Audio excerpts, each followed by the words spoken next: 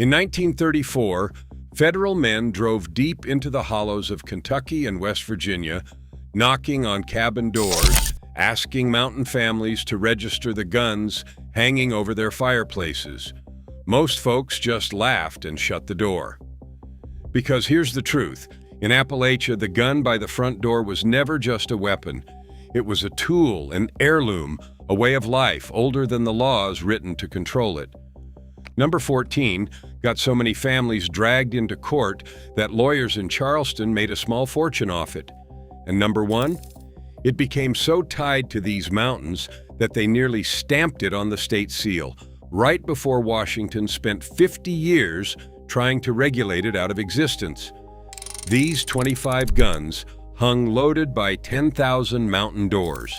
Hit subscribe, because your great-grandfather probably owned half of them. Let's count down.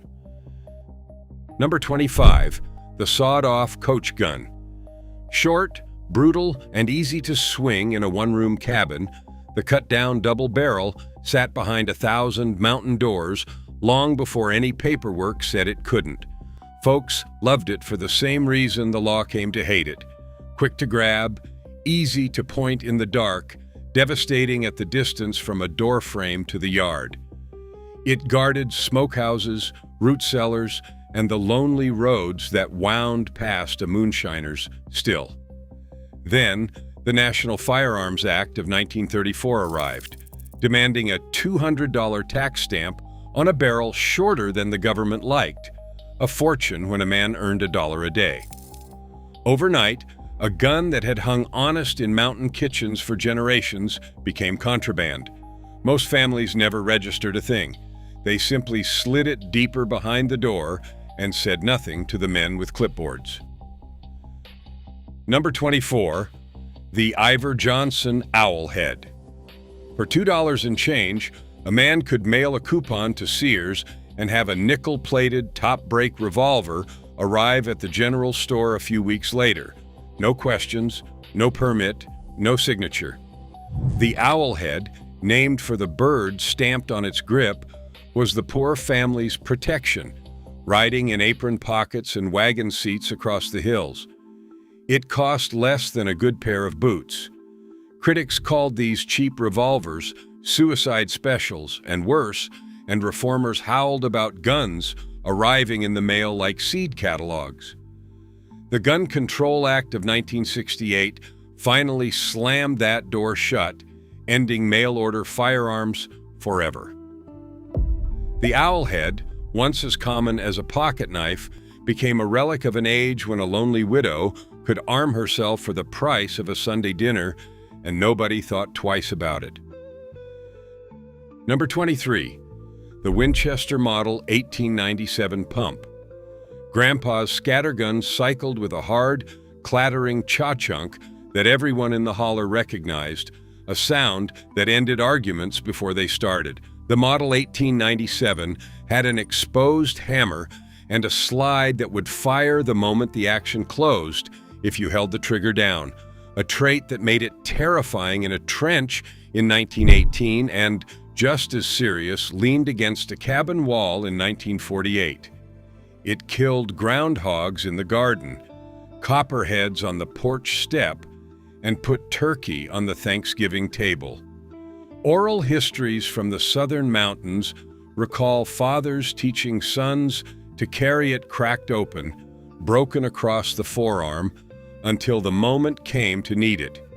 The pump shotgun never got banned outright, but it got watched, regulated, and feared, and the men who owned them learned early to keep their business to themselves. Number 22, the H&R single-shot shotgun. Cheap, plain, and nearly indestructible, the Harrington and Richardson break action was the gun a man bought when he had $3 and a family to feed. One barrel, one shell, one chance, which taught a boy to aim instead of spray. It rode in the crook of an elbow down every trap line and squirrel woods from Tennessee to the Alleghenies. Mountain families called it the poacher's friend, not because it was unlawful, but because it filled the stew pot quietly in seasons the game warden never sanctioned.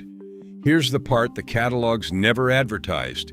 That featherweight single shot fed more Depression-era children than any fancy repeater ever did. It cost almost nothing, broke down to fit under a wagon seat, and lasted 4 generations. Today it's dismissed as a beginner's gun. Back then, it was the difference between meat and no meat. Number 21. The Colt Single-Action Army. The Peacemaker came west on a wagon and stayed in the mountains for a century. 6 chambers, a long blued barrel, and a hammer you cocked with your thumb in a slow, deliberate click that meant the conversation was over. By the 1950s, these revolvers were heirlooms, handed grandfather to grandson, carried to church in a Sunday coat, and worn openly at the county fair. Folks loaded 5 and left the hammer down on an empty chamber, a safety habit older than the gun itself. Lawmen, farmers, and feuding families all trusted it. Reformers spent decades trying to outlaw the carrying of pistols, and county after county passed concealed weapon laws aimed squarely at it. But in the high hollows, where the law was a long ride away, the old Colt kept its place on the hip and answered to nobody. Number 20. The Winchester Model 1890, a .22 caliber pump. Every shooting gallery and county fair once echoed with the tin ping of this little slide-action rimfire, and every mountain boy dreamed of owning one. The Model 1890 fired the cheapest cartridge made, a penny apiece in bulk, which made it the rifle a family could actually afford to practice with. It hung by the door for rats in the corn crib, hawks over the chicken yard, and squirrels for Sunday stew. A patient boy with a box of .22 caliber rounds and an afternoon could feed a household. Oral histories recall fathers counting out exactly 10 cartridges and expecting 10 squirrels back, a lesson in thrift dressed up as marksmanship. The little pump never broke a law in its life, yet the .22 caliber round itself drew the eye of reformers who wanted every cartridge taxed and tracked.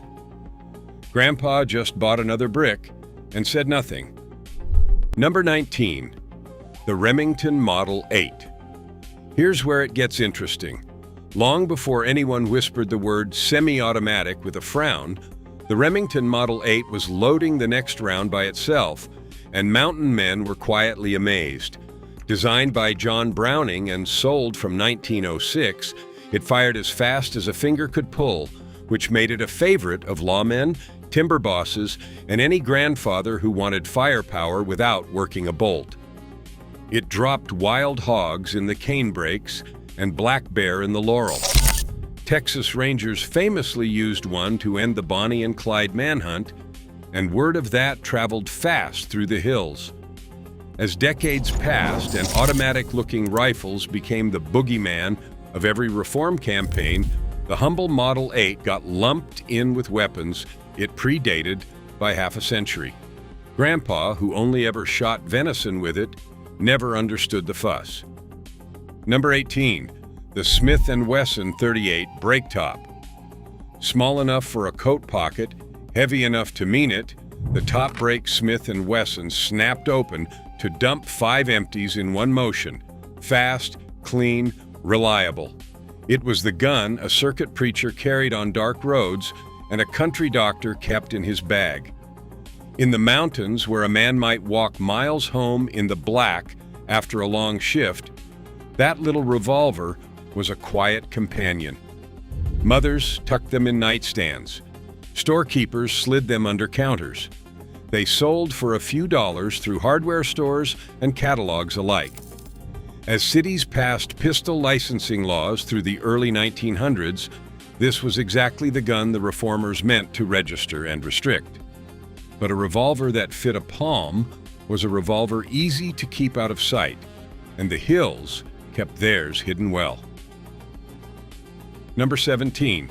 The .410 Snake Charmer. The smallest shotgun bore made was the Mountain Grandmother's gun, light, low-kicking, and deadly on copperheads sunning by the porch. Folks called the little single shots snake charmers and garden guns, and no farmhouse near the high grass was without one. It took a child's shoulder without bruising it, and a widow's hands without fighting her. The 410 cleared the henhouse of weasels, the smokehouse of rats, and the woodpile of timber rattlers. Oral histories recall it standing in the corner by the kitchen door, loaded with a single shell as ordinary as the broom beside it. Never a famous gun, never a feared one, yet caught up in every sweeping proposal that tried to license shotguns by the barrel length. To a mountain family, regulating the snake gun was like regulating the fly swatter. They ignored it. Number 16. The Mosin-Nagant surplus rifle. After 2 world wars, crates of foreign military rifles flooded into America, and a hard-working mountain man could mail away $19.95 for a Russian Mosin-Nagant packed in cosmoline. These long, brutal bolt actions kicked like a mule and hit like a freight train, and they turned cheap surplus ammunition into reliable winter venison. For a family that could never afford a sporting rifle, war surplus was a miracle of thrift. Then the Gun Control Act of 1968 cracked down hard on imported surplus and mail-order shipping, and that flood slowed to a trickle. The rifle that had armed a poor man for the price of a week's groceries became a collector's curiosity. Grandpa kept his oiled and ready by the door, a relic of a faraway war that had somehow ended up feeding an Appalachian family through the lean months. Number 15. The Springfield trapdoor.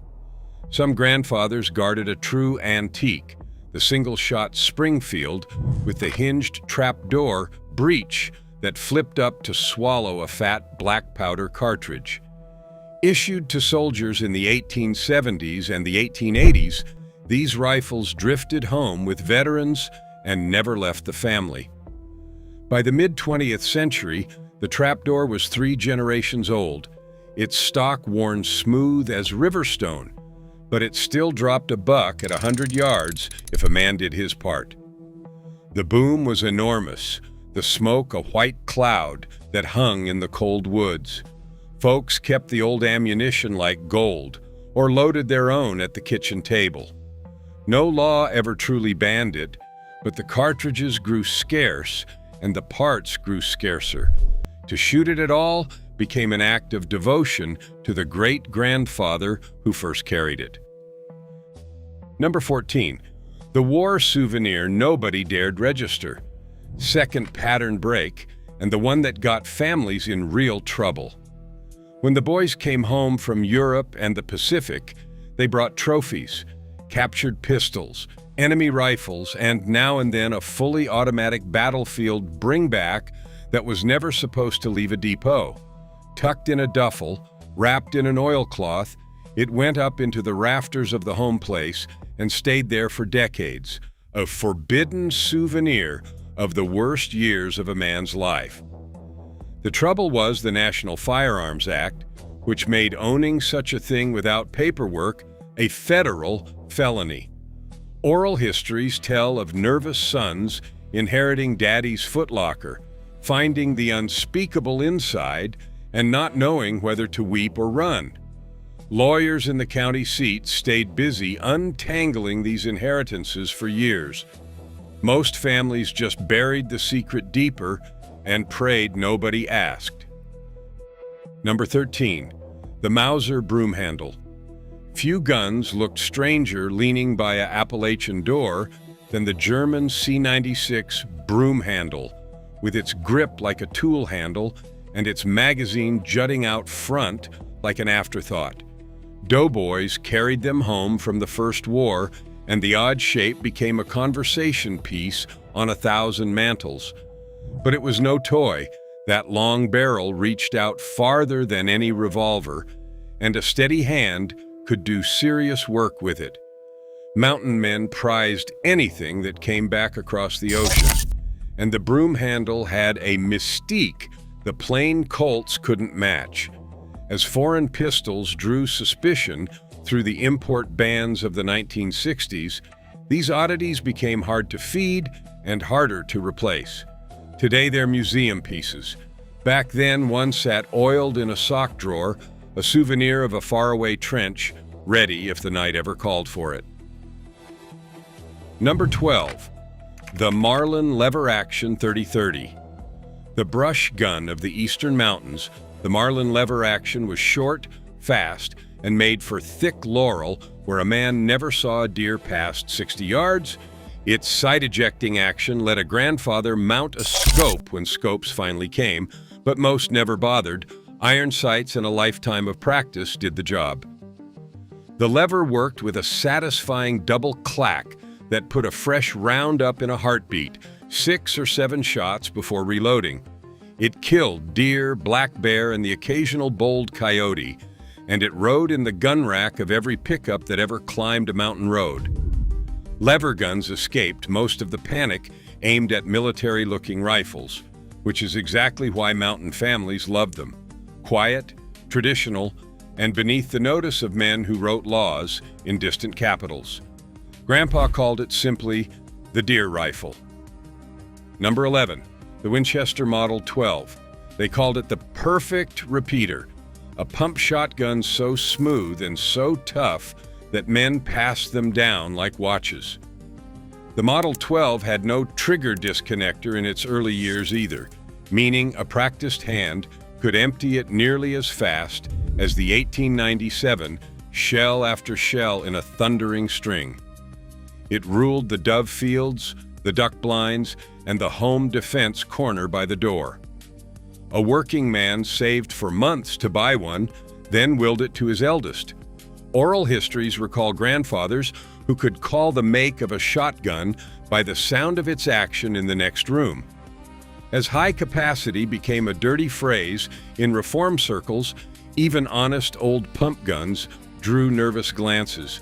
But the Model 12 had earned its place through sheer reliability, and no mountain family was about to surrender the smoothest gun they owned. Number 10. The cap and ball Civil War revolver. In countless Appalachian homes, the oldest gun in the house was a percussion revolver carried home from the war between the states, a Colt or Remington that a great-great-grandfather had worn in the worst days of the 1860s. By the 20th century, these were sacred objects, loaded with loose powder, ball, and percussion caps the way they had been 100 years before. Some hung over the door purely as memory. Others were genuinely kept charged, because a mountain family never threw away a thing that still worked. Grandfathers told and retold the story of who had carried it and where, until the gun and the man became one legend. No law touched these antiques, but time nearly did. The caps grew rare, the knowledge rarer. To keep one loaded was to keep a piece of the family's blood alive on the wall. Number 9. The Luger and the P38. Of all the war trophies that came home, none carried more mystique than the German Luger, with its toggle action that flipped open like a striking snake.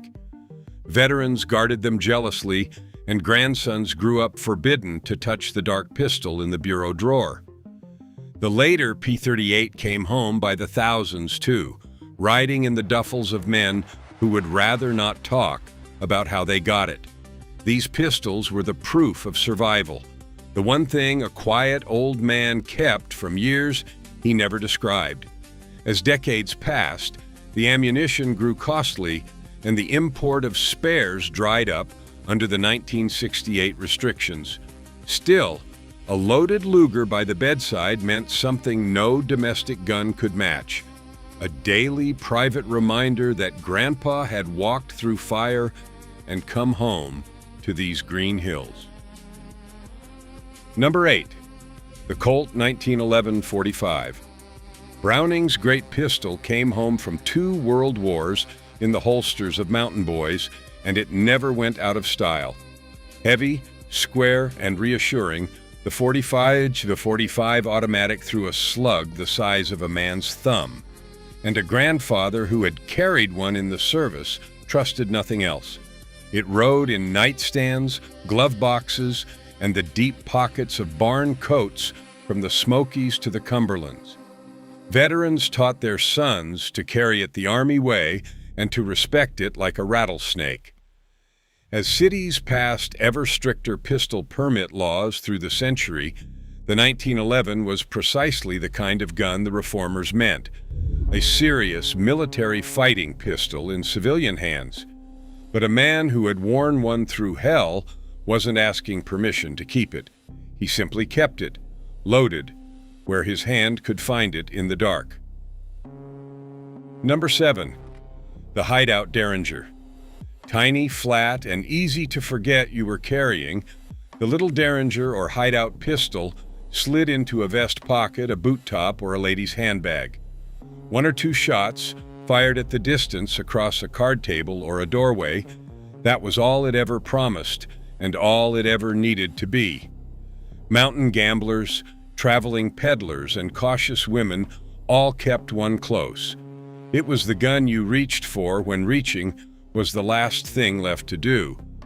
Of course, the concealable pistol was the very thing every anti-carry law was written to stamp out, county by county, decade by decade. And of course, a gun small enough to vanish in a closed fist was a gun nearly impossible to police. The hideout stayed hidden, which was the whole point, and grandmothers carried theirs to their graves unmentioned. Number 6. The Krag-Jorgensen. Fourth pattern break, the surplus rifle that turned a soldier's cast-off into a mountain man's prize. When the Army retired its smooth-feeding Krag bolt actions, thousands sold cheap to the public, and Appalachian hunters snapped them up. That silky side-loading magazine let a man top off rounds one at a time without opening the bolt, a luxury on a cold deer stand. The Krag became a beloved sporting rifle precisely because the government had given up on it, thrift dressed up as marksmanship again. But as surplus dried up and the old military ammunition disappeared from store shelves, feeding a Krag turned into a hobby of its own. Reloading at the kitchen table kept many of them alive.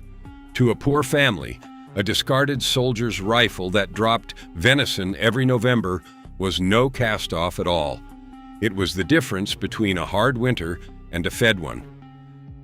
Number 5. The boy's first single-shot .22. Almost every Appalachian man can tell you about his first rifle, a plain little single-shot .22, a Stevens or a crack shot, handed over on a birthday with a box of cartridges and a long talk about responsibility. One shot at a time taught patience, respect, and aim, and a boy who wasted a cartridge heard about it. That little rifle rode the trap line, guarded the garden, and put the first squirrel a child ever shot into the family pot. Oral histories overflow with the memory of it, the weight in young hands, the smell of powder, the pride of bringing home supper at age 8. No law ever banned the humble .22, though reformers periodically dreamed of taxing every cartridge it ate. To a mountain family that was unthinkable. The single shot wasn't a weapon, it was how you raised a child to be trusted.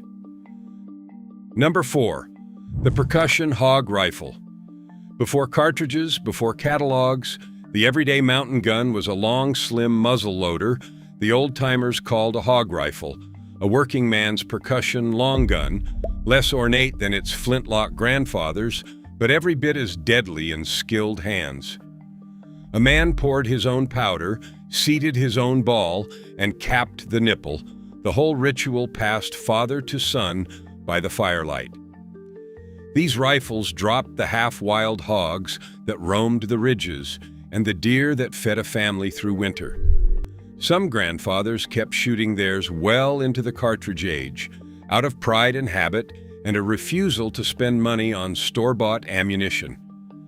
The smell of black powder smoke in a cold woods was the smell of the old ways surviving.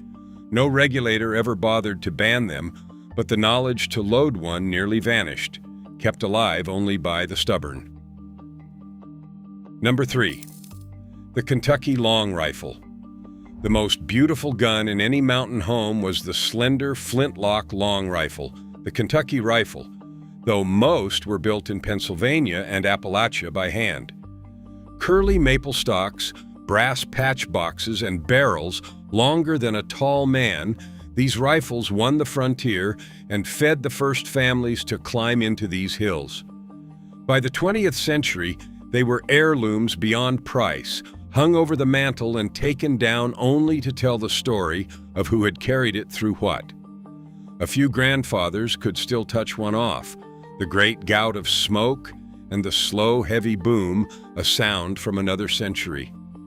These were the guns that had cleared the wilderness and held the cabins, and no law ever dared call them anything but treasures. To own the family long rifle was to hold the very first chapter of the mountains in your two hands. Number 2, the double-barrel Old Reliable. No gun stood by more Appalachian doors than the plain side-by-side double-barrel shotgun. 2 triggers, 2 barrels, 2 chances, and after that, you'd best have made them count. It was the universal mountain gun, turkey in the fall, rabbit in the brush, a hawk over the henhouse, and the dark shape in the yard at midnight. A man could buy a serviceable double for a few dollars and hand it down for 80 years. Oral histories recall it leaning in the corner by the kitchen door, broken open and loaded with buckshot and birdshot, 1 barrel for supper, 1 barrel for trouble. The double barrel never made headlines and never frightened a legislature, which is exactly why every family had one. It asked nothing, complained never, and answered the door at any hour. Folks called it simply the Old Reliable. Number 1, the Winchester model, 1894 30-30, and finally the gun that was Appalachia, the Winchester model 1894 lever action in 30-30, the deer rifle over 10 million mantles and behind 10,000 mountain doors. Light, fast, and flat shooting, it slid into a saddle scabbard, a truck rack, or the crook of an arm as naturally as breathing. The lever cycled with a sound every mountain child knew before they knew their letters. It put venison in the smokehouse, ended the threat of a rabid dog, and stood ready in the corner for whatever the night brought. Generations of grandfathers carried the same worn 94 their own grandfathers had carried. The bluing rubbed silver from a century of hands. As wave after wave of reform tried to lump traditional rifles in with weapons they had never resembled, the old lever gun kept right on hanging by the door, quiet proof that some things in these hills outlast every law written against them. There you have it, 25 guns that hung loaded by the front doors of these mountains, half of them feared by men who never set foot in a hollow. They were tools, heirlooms, and quiet promises that a family could look after its own. Which one did your grandfather keep? Drop it in the comments. I want to know how many of you grew up with that 94 in the corner.